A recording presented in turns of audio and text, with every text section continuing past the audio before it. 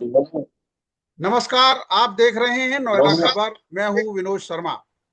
आज हम आपको इंडिया रबर एक्सपो 2026 जो पूरे देश का एक बहुत महत्वपूर्ण इवेंट है, उसका आयोजन 7 से 10 अप्रैल को दिल्ली के भारत मंडपम में होने जा रहा है। और इस आयोजन में हमारे क्या क्या होंगे, उसमें आयोजन में क्या क्या चीजें होंगी, उसके बारे में महत्वपूर्ण जानकारी देने के लिए इंडिया रबर एक्सपो के चेयरमैन विपिन मेहता जी हमारे साथ हैं। मैं उनका स्वागत करता हूं। साथ साथ हमारे साथ जो इस इवेंट के एक्सपो के कन्वीनर हैं संजीव सिक्का जी, उनका मैं स्वागत करता हूं। और मुकेश कक्कड़ जी जो को कन्वीनर हैं रबर इंडिया रबर एक्सपो के। आपका आज के इस कार्यक्रम में बहुत बहुत स्वागत। बहुत बहुत धन्यवाद आपका, आपने समय दिया विपिन जी, मुकेश जी और संजीव जी। पहला सवाल मैं विपिन जी से कर रहा हूं। विपिन जी। नमस्कार जी। जी। नमस्कार जी। नमस्कार नमस्कार।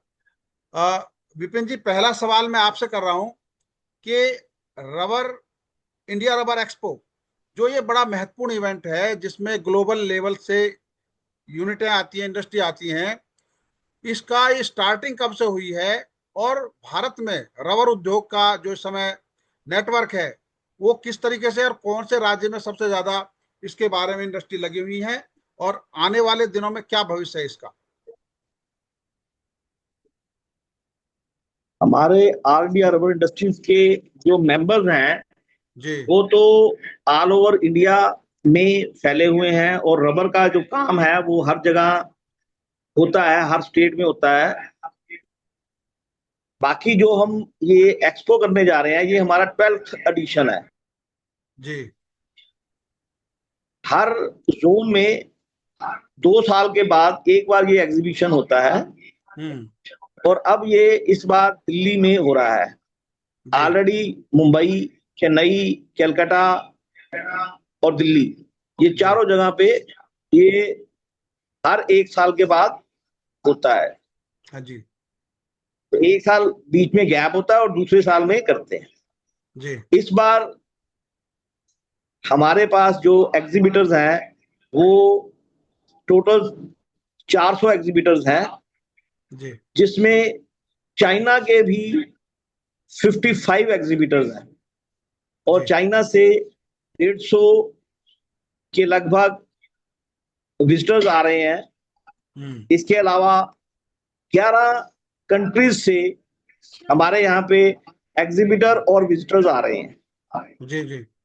तो ये भारत मंडपम में बहुत बड़ा शो होने जा रहा है, जी जहाँ पे 40,000 के करीब विजिटर्स आएंगे, जी। और उनके लिए नई टेक्निक्स, नए केमिकल्स, सबके बारे में जो उद्योग है उनका वहां पे स्टॉल होगा।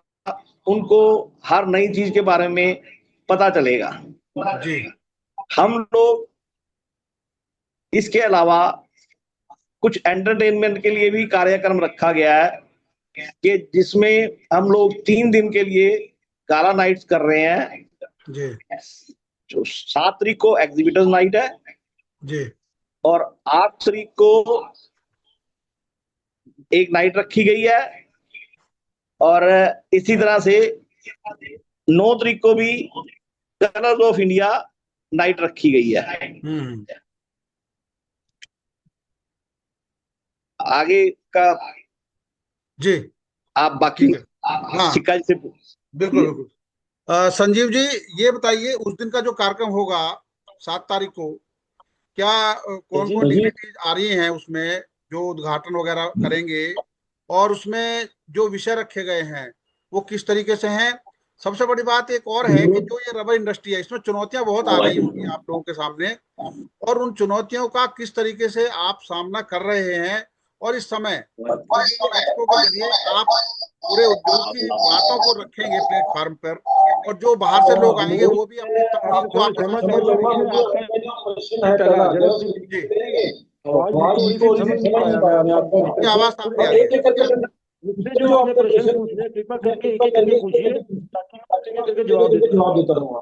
जी पहला क्वेश्चन पूछिए प्लीज। सबसे पहले तो मैं एनपीटीईएल का आपके सुझाने से बहुत बहुत धन्यवाद करता हूँ, आभार प्रकट करता हूँ कि वो इस कि वो इंडिया रबड़ एक्सपो जो 12th एडिशन है हमारा, जो 7 अप्रैल से 10 अप्रैल 4 दिन के लिए फर्स्ट टाइम जो पहले ये जो हमारा पहले रबड़ ये एक्सपो हमारा था हर रबड़ 2 एक्सपो साल के था हर 2 बाद, साल के बाद, पहले वो होता था 3 पहले दिन वो के होता लिए। 3 दिन के लिए। इस बार इस हमने बार हमने एग्जीबिटर्स की डिमांड के ऊपर कि उनको शो में इतना अच्छा रिस्पॉन्स मिलता रहा है अब तक, रहा है अब तक, उन्होंने ये तो कहा उन्होंने कि ये हमें कहा इस कि हमें बार 3 दिन की 3 जगह दिन की जगह 4 दिन 4 का दिन का एग्जीबिशन शो एग्जीबिशन रखा शो जाए, रखा जाए, ताकि हम ताकि हम अपने अपने ज्यादा से ज्यादा ज्यादा विजिटर्स यहाँ पर यहाँ पर आए आए और और विजिटर्स विजिटर्स इस इस एक्सपो का एक्सपो का ज्ञान ज्ञान विजिट करके ज्ञान में ज्ञान में प्राप्ति ले और प्राप्ति ले, बहुत कुछ बहुत कुछ टेक्नोलॉजी टेक्नोलॉजी इंप्लीमेंटेशन करें इम्प्लीमेंटेशन अपने करें काम अपने के काम के अंदर, अंदर, नए नए नई नई कंपोजिशंस कंपोजिशंस पॉलीमर्स। पॉलीमर्स। फिर फिर हमारे हमारे यहाँ पे यहाँ पे रबड़ रबड़ एक्सपो के एक्सपो के अंदर अंदर conference and conference workshop and भी हो रही वर्कशॉप है, भी हो रही है, जहाँ जिसके लिए कि इंटरनेशनली और internationally nationally nationally speakers speakers आ आ रहे रहे हैं, हैं, जिससे कि जिससे डेलीगेट्स यहाँ डेलीगेट्स पर यहाँ पर आएंगे और आएंगे और ज्ञान की ज्ञान की प्राप्ति प्राप्ति करेंगे, करेंगे, टेक्नोलॉजी वाइज भी और और कंपोजिशन वाइज कंपोजिशन भी। वाइज। जी। तो जो बाहर से लोग आएंगे उनकी जो टेक्नोलॉजी हाँ जी, ट्रांसफर है, या अपने जो आपकी इंडस्ट्री में जो लोग काम कर रहे हैं उनको ट्रेनिंग देने का भी, क्या इस तरह का भी कोई इंस्टीट्यूट वगैरह खोलने का या इस तरह का प्रपोजल है? अभी जो अभी हम जो लोग ने हम तो अभी जैसे भी जैसे भी मेरे आपकी मित्र ने आवाज हमारे गूंज रही है चेयरमैन साहब, आपकी विपिन आवाज मैथन गूंज जी रही ने है इसमें। बताया है। आपकी आपकी आवाज गूंज रही है बंद बोलते कर रहा समय। हूँ प्लीज, म्यूट कर दे, एक मिनट म्यूट कर, जरूर नहीं है। हाँ जी, हाँ जी, अब हाँ ठीक है अब ठीक सर। आ रही है, अब ठीक आ रही है, हाँ हाँ जी। शर्मा, शर्मा हाँ शर्मा जी, हमारे यहाँ पे हमारे जो यहाँ पे जैसे मेरे जैसे मित्र मेरे मित्र और हमारे और हमारे चेयरमैन चेयरमैन श्री विपिन श्री मेहता जी ने विपिन आपको मेहता जी ने बताया बताया कि इस कि बार इस हमारे बार यहाँ पे हमारे यहाँ first time time international level international के ऊपर जो लेवल के ऊपर जो पार्टिसिपेशन है पार्टिसिपेशन है गूंज वो रही है अभी आवाज मैक्सिमम आपकी, वो है। मैक्सिमम है। साफ नहीं आ रही है, एक पता मिनट नहीं। एक मिनट एक एक एक मिनट मिनट एक एक मिनट मिनट एक मिनट एक एक मिनट मिनट एक एक मिनट मिनट बाहर जाओ, बाहर तो देख लो, मैं कर रहा हूँ, एक मिनट। या तो स्पीकर ऑन, जो इस तरह का गूंज रही है हाँ आपकी आवाज। हाँ एक मिनट अरे आवाज बस बंद कर देना। हाँ जी शर्मा जी, अब ठीक है। हाँ अब ठीक है बिल्कुल। हाँ हाँ शर्मा जी, हाँ जैसे कि आपको मेरे मित्र और हमारे चेयरमैन साहब विपिन मेहता जी ने बताया कि जी इस बार जो हमारी एग्जीबिशन हो रही है 4 दिन हाँ की, जी। उसके अंदर इंटरनेशनल पार्टिसिपेशन बहुत ज्यादा है। हम्म। फर्स्ट टाइम ऐसा है जब से हमने, ये हमारा 12th एडिशन है, जब हमारे यहाँ 14 कंट्रीज और हिंदुस्तान को मिला के टोटल पार्टिसिपेटिंग कंट्रीज जो हैं वो 15 हो जाएंगी। जी और ये चाइना से इसीलिए हम लोगों ने लाया है यहाँ पे, ताकि उनके प्रोडक्ट्स और उनकी टेक्नोलॉजी को यहाँ की जी इंडस्ट्री जो है ग्रैंड कर सकें।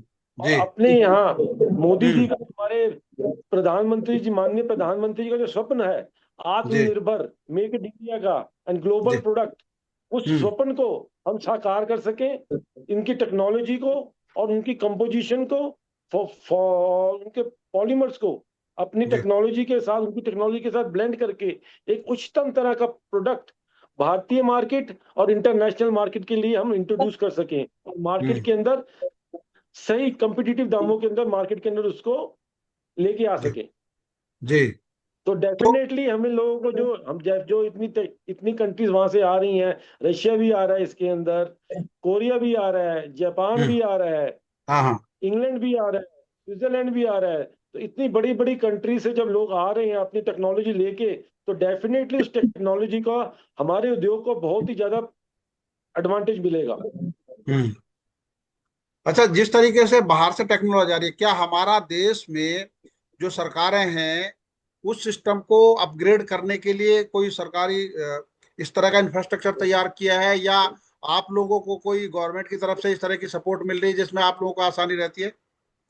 मैं अपनी मिनिस्ट्री ऑफ एक्सटर्नल अफेयर्स का बड़ा तहे दिल से धन्यवाद करना चाहूंगा कि इतनी मुश्किल भरे समय के अंदर, जब वर्ल्ड में इस टाइम ग्लोबल टेरिफ और वेस्ट एशिया वॉर के समय के अंदर, उन लोगों ने दिन रात, बीजिंग, हमारी जो कॉन्सुलेट है बीजिंग और शंघई में दिन रात काम करके हमारे जो वहाँ के एग्जीबिटर्स हैं चाइना के, उन सबको वीजा के अंदर, एलोकेशन के अंदर, वीजा प्रोसेसिंग के अंदर बड़ा सहयोग दिया, और हमें एक मौका मिल रहा है कि हमारे चाइनीज एग्जीबिटर्स जो हमारी कंट्री के अंदर आएंगे, और हम लोग भी उनका पूरा ख्याल रखेंगे।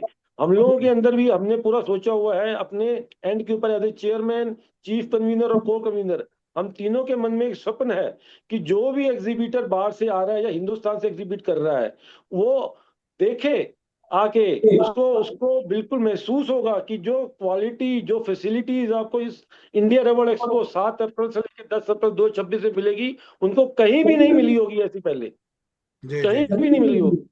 हम बेकायदा अपने एग्जीबिटर्स के, जो हमारे फॉरेन एग्जीबिटर्स आ रहे हैं, उसके लिए हमने गाड़ियों का इंतजाम किया है, जो उनको एयरपोर्ट से उनके होटल के अंदर पहुंचाएगी, और उसके बाद होटल से लॉजिस्टिक्स पूरी वेन्यू के लिए, और वेन्यू से फिर होटल के अंदर सारा प्रबंध कर रहे हैं हम लोग, इसे कहते हैं। जी टॉप क्लास फैसिलिटीज होंगी, जैसे जैसे हमारे मित्र श्री विपिन मेहता जी ने बताया कि सुबह के टाइम तो हम सबके सब एग्जीबिशन के अंदर टेक्नोलॉजी अपग्रेडेशन, प्रोडक्ट डेवलपमेंट, इसके अंदर इन्वॉल्व होंगे। इस सबसे अपने आप को डिस्ट्रेस करने के लिए हम लोग 3 गाला नाइट डिनर्स का हम लोगों ने इंतजाम किया है। उसके अंदर पहली नाइट होगी हमारी एग्जीबिटर्स नाइट, जिसके अंदर एग्जीबिटर्स अपने साथ नेटवर्किंग करेंगे, सब आप एक दूसरे के साथ कार्ड एक्सचेंज करेंगे, पता करेंगे एक आदमी दूसरे आदमी के साथ क्या हेल्प कर सकता है। दूसरी रात हमने रखी है सूफी नाइट, इंडियन कल्चर और इंडियन, इस 3 थीम के अंदर हम लोग करेंगे। जी सेकेंड नाइट हमारी सूफी नाइट, और थर्ड नाइट हमारी होगी कलर्स ऑफ इंडिया। तो बाहर से जो भी हमारे एग्जीबिटर्स आ रहे हैं, उनको हम अपनी इंडियन कल्चर और इंडियन कुजीन के बारे में पूरा अवगत कराएंगे, और उसका अपनी मेहमानबाजी का अपना उनको मौका, हमने उनकी मेहमान नवाजी करेंगे, उनको हमें सुनहरा मौका हमें मिलेगा उनके इसी बहाने। जी जी जी मुकेश कक्कड़ जी हमारे साथ को कन्वीनर हैं। और मुकेश जी, ये बताइए कि जो ये एक्सपो हो रहा है, आपने कई अनुभव देखे होंगे, शुरू से कई बार आयोजन हुआ है, जगह जगह होता है, मुंबई में हुआ है, चेन्नई में हुआ, आपने जिस तरीके से बताया है। क्या नया एक्सपीरियंस आपको हर बार इस तरह के एक्सपो में मिलता है, और इस बार जो होने जा रहा है उसमें क्या नया है जो आप लोगों ने पहले भी देखा होगा, इस बार क्या नया होगा? सबसे पहले तो मैं विनोद शर्मा जी आपको और एनबीटी की एनबीटी के जो आपका चैनल है, इसको मैं नमन करता हूँ, धन्यवाद देता हूँ कि आपने हमें ये मौका दिया। आपकी आवाज बोल रही है कैसे? पिछले 2 साल से ये आप बॉम्बे की जो एक एग्जीबिशन एक्सपो हुआ था 2024 में, और उसके ये बाद शायद संजीव जी ये आप मौका इसको हम लोगों को, वो कर लें। संजीव जी का आपके मोबाइल पे साथ आपके से डिस्टरबेंस हो रही थोड़ी सी, संजीव जी वाले से कुछ डिस्टर्ब। हाँ, अब बोलिए मुकेश जी। 2 साल के बाद अगर जो जो ये मौका हमें दिल्ली में रबड़ एक्सपो करने का मिल रहा है, जी ये 2015 में पहले हुआ था, और 2015 के बाद 2026 में होने जा रहा है। इट मीन्स 11 साल के बाद ये एक्सपो होने जा रहा है। जी और हमारे, धन्यवाद देना चाहूंगा मैं हमारे चेयरमैन और हमारे चीफ कन्वीनर साहब को, कि उन्होंने दिन रात एक करके पिछले 2 साल से पूरी मेहनत करके आज हम उस मुकाम पे हैं कि चंद दिन रह गए हैं, कि आज देखिए, आज हमारे पूरी 1 अप्रैल है, और 7 तारीख को सुबह 10:30 बजे से हमारा इनॉग्रेशन होगा। और माननीय हमारे जो मंत्री हैं जितिन प्रसाद जी, वो इसका ओपनिंग करेंगे, चीफ गेस्ट हैं वो हमारे। और दिल्ली की मुख्यमंत्री जी को भी हमने निवेदन किया है, और लोकसभा के जो स्पीकर हैं जी माननीय ओम बिरला जी, उनको भी हमने निवेदन किया है। तो जैसे भी उनका प्रोग्राम बनेगा जी तो आएंगे। और उधर हमें डॉक्टर महेश शर्मा जी हैं, गौतम बुद्ध नगर के एमपी हैं, पास मिनिस्टर हैं, केंद्रीय मंत्री रहे हैं। उनको भी हमने निवेदन किया है कि अगर उनका कहीं बाहर का प्रोग्राम नहीं हुआ तो वो भी उस प्रोग्राम में जरूर आएंगे। हम्म लेकिन देखिए कि कितनी एक हम लोगों के अंदर हमारी पूरी टीम के अंदर ऐसा एक जज्बा है कि जो भी व्यक्ति, जो भी हमारा एग्जीबिटर या उसको देखने के लिए कहीं से भी वर्ल्ड के किसी भी कोने से आएगा, उसको बेस्ट से बेस्ट फैसिलिटी मिले, उसको अच्छा अनुभव मिले, वो यहाँ से अपनी कुछ अच्छी यादें लेके जाए। जब वो जाएगा यहाँ से सब प्रोग्राम देख करके अच्छी यादें लेके जाए, ताकि हमारे देश का, हमारे इंडिया का, हमारे भारतवर्ष का और हमारे आदरणीय मोदी जी का जो एक विजन है उसको वो साथ लेके जाएंगे और एक बहुत बढ़िया प्रोग्राम होगा। ये मैं भरोसे के साथ शर्मा जी आपको बता सकता हूँ। जी जी। विपिन जी, मैं आपसे एक जानकारी लेना चाहता हूँ। जिस तरह हर इंडस्ट्री में वर्कफोर्स को ट्रेंड करने के लिए इंस्टीट्यूट बन रहे हैं जगह जगह, अलग अलग तरह के, चाहे वो कोई भी इंडस्ट्री हो, तो क्या इंडिया में ऐसी इंस्टीट्यूट है जो वर्कफोर्स को ट्रेंड करती हो, आपके इंडस्ट्री से रिलेटेड हो? और अगर नहीं है तो दुनिया में कहीं ऐसे इंस्टीट्यूट है जिसकी जरूरत इंडिया में भी है और आप चाहेंगे कि सरकार इस तरफ पहल करे? विपिन जी। हाँ जी। हाँ, आपने सवाल, मेरा सवाल सुना? नहीं, मैंने, मेरा बंद था, मैं म्यूट था। हाँ, मैं दोबारा रिपीट कर देता हूँ। मेरा कहना है कि जी जी जिस तरीके से जी हर इंडस्ट्री में एक वर्कफोर्स को ट्रेंड करने के लिए अलग अलग इंस्टीट्यूट खुले हुए हैं, तो रबर इंडस्ट्री के लिए जी रिसर्च वर्क के लिए या वर्कफोर्स को ट्रेंड करने के लिए क्या ऐसे इंस्टीट्यूट इंडिया में हैं?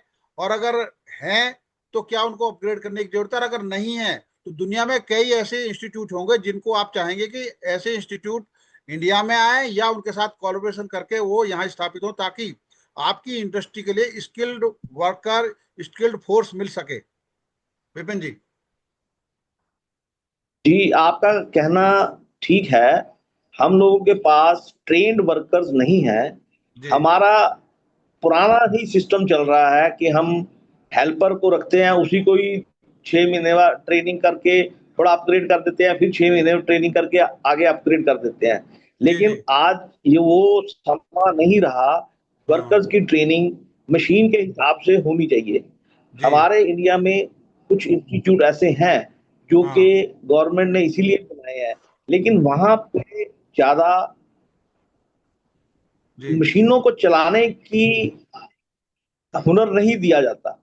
हम्म। जबकि हमें जो कारीगर चाहिए वो स्किल्ड कारीगर चाहिए। जी। हर काम के लिए आदमी स्किल्ड होना चाहिए।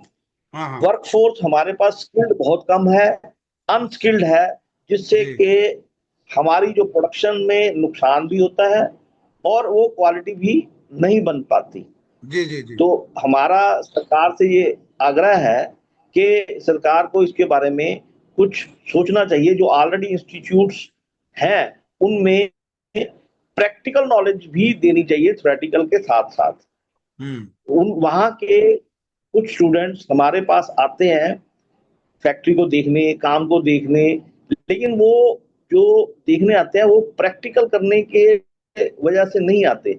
वो जो हम्म। पढ़ रहे हैं, जो सीख रहे हैं, सिर्फ हम्म। उसका इम्प्लीमेंटेशन कैसे होता है उसको देख के चले जाते हैं। हम्म। अच्छा। लेकिन हमारा पर्पज उससे सॉल्व नहीं होता। हमारा हम्म। पर्पज सॉल्व होता है कि हमें मशीन पे काम करने के लिए स्किल्ड वर्कर चाहिए। उसके हम्म। लिए सरकार को थोड़ा इस पे काम करने की जरूरत है। हम्म।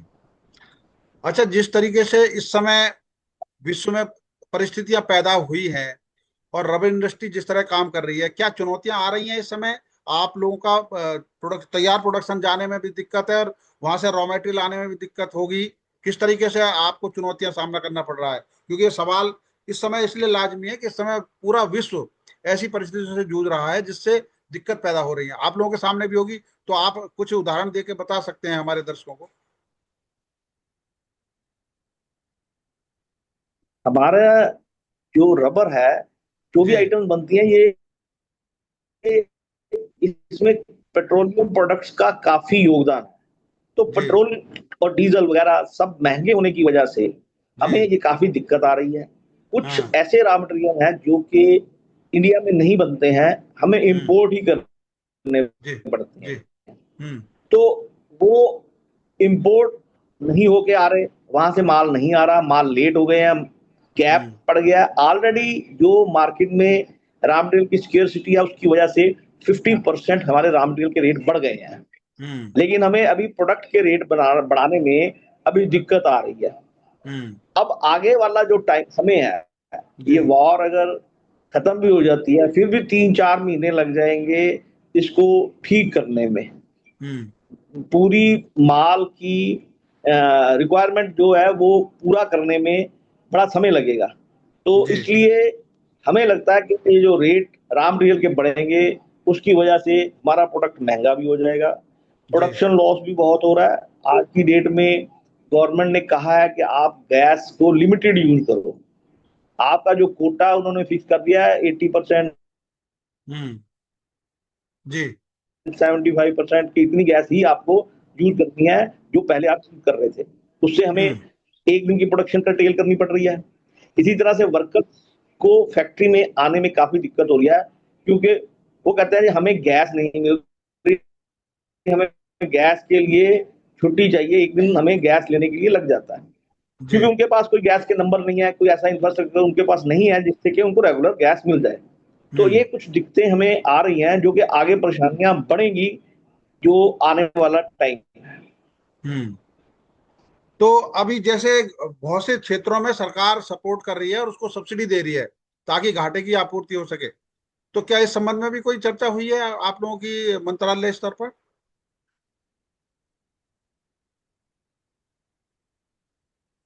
नहीं, अभी इस तरह की कोई चर्चा नहीं हुई है कि ये कोई सब्सिडी दी जाए।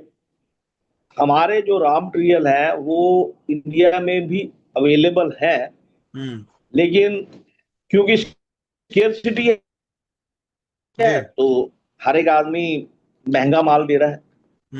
जो हमारे ऑयल लगते हैं, सॉलिड ऑयल लगते हैं, पेट्रोलियम प्रोडक्ट्स लगते हैं, सब में तकरीबन 40%, 50%, 60% रेट बढ़ गए। और हमें नहीं लगता कि आने वाले समय में ये नीचे आ पाएंगे। तो इसको गवर्नमेंट को इसमें साथ देने की जरूरत है कि जो एक रीजनेबिलिटी है, जो रीजनेबल प्राइस है वही बढ़नी चाहिए, ना कि सिर्फ इस वजह से कि वार शुरू हुई है इस वजह से लोग एक्स्ट्रा रेट चार्ज करें। संजीव जी, आपसे मेरा महत्वपूर्ण सवाल यह है कि जो मैन्युफैक्चरिंग के मामले में बहुत सारी मशीनें ऐसी हैं जो आप भी आज भी मंगाते हैं, लेकिन बहुत सारी इंडस्ट्री में ऐसा है कि मैन्युफैक्चरिंग की यहाँ पे बढ़नी चाहिए, मशीनें यहीं मैन्युफैक्चर हो ताकि बाहर से ना मंगानी पड़े। इस क्षेत्र में आपकी रबर इंडस्ट्री में भी कोई प्रोग्रेस अभी तक हुई है इस तरह की, जिससे कि आत्मनिर्भर इस क्षेत्र में, आपके क्षेत्र में आत्मनिर्भर भारत बन सके? हमारे यहाँ पे जितने भी मैन्युफैक्चरर्स हैं, मशीनरी मैन्युफैक्चरर्स, जी मैन्युफैक्चरिंग जो मशीनरी मैन्युफैक्चरर हैं वो जरूर मशीनरी अच्छी बना रहे हैं। और आपकी आवाज सही आ रही है, बाहर कोई दिक्कत नहीं, बैठ रहे बस। हाँ, आप बैठिए, आवाज सही आ रही है आपकी, आप बोलिए। हाँ जी, जो हमारे मशीन मैन्युफैक्चरर्स हैं डेफिनेटली वो लोग आगे से, जो आज से 10 साल पहले जो उनकी क्वालिटी ऑफ मशीनरी थी जी तब में और अब में उनमें बहुत फर्क आ गया है, नो डाउट। हाँ लेकिन अभी भी हम लोगों को, हमारे इंडस्ट्री को, मैन्युफैक्चरर्स को, मशीनरी के मैन्युफैक्चरर्स को बहुत कुछ सीखना है जी बाहर की मशीनरी मैन्युफैक्चर से। जी टेक्नोलॉजी, उनकी जो टेक्नोलॉजी है वो लेटेस्ट टेक्नोलॉजीज आती हैं, उस टेक्नोलॉजी के साथ एडवांटेज ये है कि उनकी टेक्नोलॉजी के साथ जो प्राइसेस हैं वो बहुत कॉम्पिटिटिव हैं। तो उसकी वजह से हम टेक्नोलॉजी तो ले आते हैं, लेकिन जो कॉम्पिटिटिवनेस है प्राइसेस के अंदर, उसमें हम उसको कॉम्पिटिट नहीं कर पाते। तो उसमें इस फैक्टर को देखते हुए, कॉम्पिटिटिवनेस फैक्टर को देखते हुए, जैसे चाइना है, ताइवान की मशीनें महंगी हैं, चाइना ताइवान से सस्ता है, लेकिन उसकी सस्ती इतनी है कि हम इंडियन मैन्युफैक्चरर्स से चाहते हुए भी हमको मनी के चक्कर के अंदर, फाइनेंस को देखते हुए, कॉम्पिटिटिवनेस को देखते हुए हमको बाहर की कंट्री से जो है मशीनें इंपोर्ट करनी पड़ जाती हैं।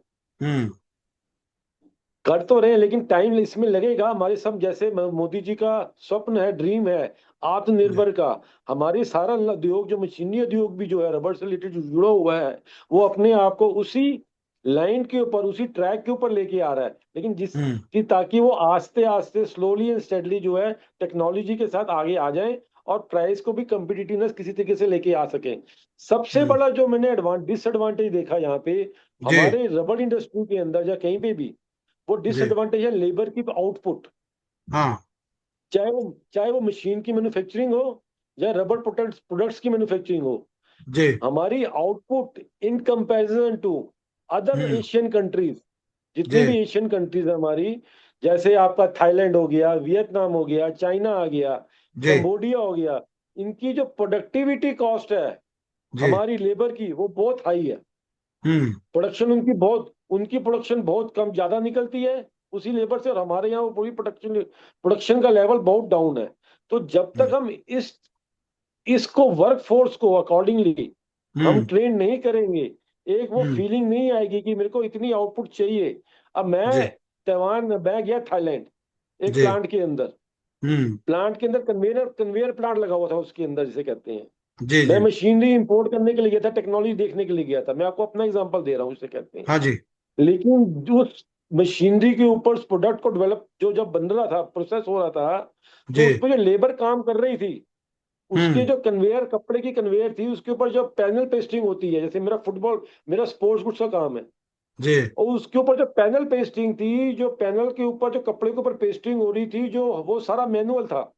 जी, वो जो मैनुअल पेस्टिंग थी, जो वर्कर वहां काम कर रहा था, सारी लेडीज वर्कर थी, उनकी speed was more than A speed of A machine, hmm, you अच्छा, सी। तो जब तक हमारे यहाँ पे अनफॉर्चुनेटली, और जो भी कहें फॉर्चुनेटली कहें, कि जो एक काउंटेबिलिटी होती है प्रोडक्शन लेबर के लिए, आंसरेबिलिटी है, लेबर के अंदर वो चीज नहीं है।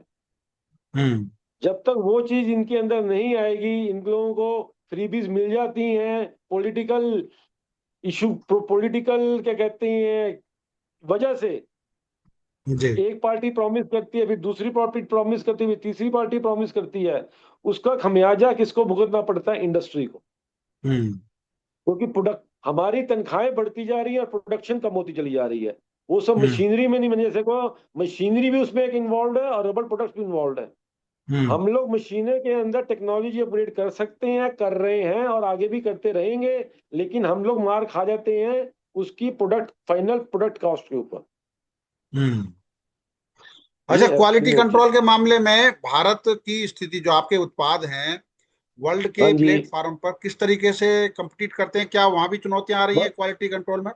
नहीं, क्वालिटी के अंदर, प्रोडक्ट क्वालिटी के अंदर तो हमारा कंट्री जो है, जो हमारे मैन्युफैक्चरर्स हैं, एकदम डंके की चोट पर टक्कर देते हैं जी उनको, हम्म, इंटरनेशनली। हमारे यहाँ पे सिर्फ अगर सरकारी महकमे का आगे से बहुत इन्वॉल्वमेंट, जिसे कहते हैं इंटरफेरेंस का, कम हो गया है, हम्म, लेकिन फिर भी आज भी है। अगर हम्म, वो हट जाए तो हम्म, विश्वास मने विनोद जी, हम किसी हम्म, को, कोई क्वालिटी के आगे हमारे आगे स्टैंड नहीं कर सकता। हम्म, इसमें कोई वो नहीं है, ऐसे कहते हैं। क्वालिटी में तो आ, हर मैन्युफैक्चर की यही सोच है। हर जो हम्म, जितनी नई जनरेशन आ गई है, उसकी यही सोच है कि किस तरीके से अपना प्रोडक्ट को मैं बेटर से बेटर करता जाऊं, हर 6 महीने बाद, हर 2 महीने बाद, हर साल बाद। तो सबके अंदर जो हमारे नए एंटरप्रेन्योर्स हैं, उनमें हम्म, सबसे बड़ी चीज यही है कि वो हम्म, अपना एनर्जी जो है प्रोडक्ट डेवलपमेंट, इनोवेशन और क्वालिटी के ऊपर लगा दें। तो हम्म, क्वालिटी में हम कहीं भी, हमें कोई भी प्रोडक्ट हमारे हिंदुस्तानी मैन्युफैक्चरर्स को आप रबड़ के अंदर दिखा दीजिए, दे दीजिए, उससे 21 आएगी, 19 नहीं होगी क्वालिटी। हम्म। अब मुकेश जी से बस एक जानकारी लेनी है कि टैक्सेशन जो सिस्टम है हमारी इंडस्ट्रियों पर, अमूमन जो भी प्रोडक्ट तैयार होते हैं, कॉस्टिंग जिस तरीके से तैयार होती है, लेबर कॉस्ट है, उस तरह की जोड़ जाड़ के जो टैक्सेशन सिस्टम है, क्या उसमें रिलीफ की आवश्यकता है? जो इस समय गवर्नमेंट का आप लोगों को देना पड़ता है, वो किस लेवल पे है? पहले बढ़ा है, घटा है? जीएसटी ने कई चीजें जीएसटी में घटाई गई हैं, तो आपकी इंडस्ट्री में क्या उसका बेनिफिट मिल पाया है? विनोद जी, बहुत अच्छी बात है, बहुत अच्छा सवाल पूछा आपने कि कुछ जगह बेनिफिट दिया है इन्होंने, लेकिन बात वही घुमा के आती है जी, कि सरकार ने ये कहा था कि आप जीएसटी जब लेके आ रहे हैं तो हम आपका जीएसटी में जो हर साल इंक्वायरी होती थी, हर साल आपको नोटिस भेजते थे सेल टैक्स के लिए, वो जीएसटी में नहीं होगा। लेकिन दुर्भाग्य की बात यह है, मैं एक भरे भरे हुए मंच के साथ सरकार को ये कहना चाहता हूं कि वो बात कहाँ गई। इंडस्ट्री के लिए, एमएसएमई के लिए आप कर क्या रहे हैं? आप एक तरफ तो कह रहे हैं कि आपको जरूरत ही नहीं है 5 साल तक, जिसने जीएसटी का कर दिया उसको 5 साल तक जरूरत नहीं है अपने खाता दिखाने के लिए या उसका चेक कराने के लिए। जी सर आप ये देखिए ना, मैं गौतम बुद्ध नगर से बिलोंग करता हूँ, नोएडा से बिलोंग करता हूँ, नोएडा में इंडस्ट्री मेरी, वहां तो हर साल आपको नोटिस आ रहे हैं जीएसटी के। तो जो आपका उद्यमी है, इंडस्ट्रियलिस्ट है, वो आपके ऑफिस के चक्कर लगाएगा या मैन्युफैक्चरिंग की तरफ ध्यान देगा? जी एमएसएमई का व्यक्ति जो है वो खुद ही मालिक होता है, खुद ही मैनेजर होता है, खुद ही प्लानिंग करता है, खुद ही परचेज करता है।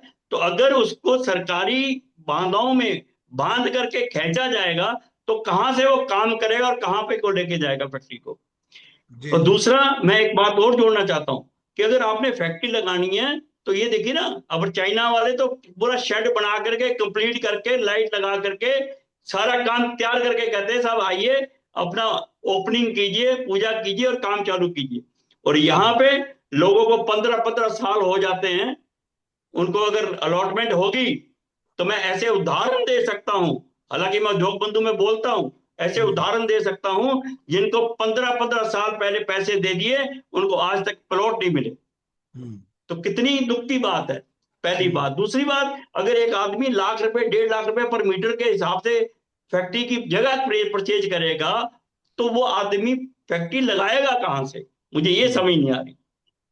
तो ये कुछ बातें हैं जो सरकार को देखनी भी चाहिए और रिलीफ देना चाहिए। तो आज हमने चर्चा की इंडिया रबर एक्सपो 2026 पर, और हमारे साथ जुड़े इंडिया रबर एक्सपो के चेयरमैन विपिन मेहता जी और संजीव सिक्का जी जो चीफ कन्वीनर हैं, और को कन्वीनर के रूप में मुकेश कक्कड़ जी ने बहुत महत्वपूर्ण जानकारी ये दी कि किस तरीके से भारत में रबर इंडस्ट्री ग्रो कर रही है, किस तरीके से उनका नेटवर्क क्वालिटी कंट्रोल के मामले में किस तरीके से पूरी दुनिया से मुकाबला कर रहा है। लेकिन चुनौतियां भी हैं, हर इंडस्ट्री में चुनौतियां हैं, तो जाहिर सी बात है कि रबर इंडस्ट्री में भी चुनौतियां हैं।